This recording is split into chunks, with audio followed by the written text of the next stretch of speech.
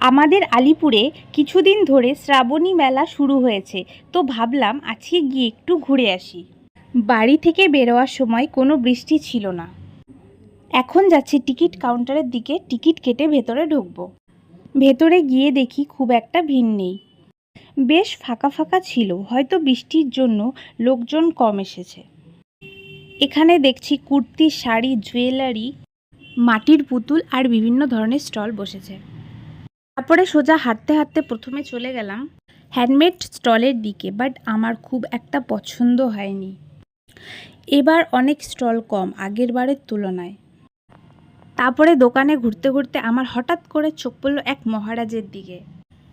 জানি মহারাজগুলো fake, but তাও দেখলে জানি কেমন একটা ভয় করে। তারপর আর কি, যেটার ভয় ছিল সেটাই হলো, শুরু হয়ে গেল বৃষ্টি।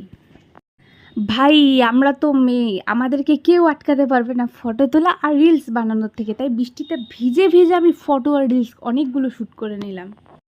তারপরে পাপড়ি চাট খেয়ে পুরো ভিজে স্নান টান করে বাড়ি চলে আসলাম।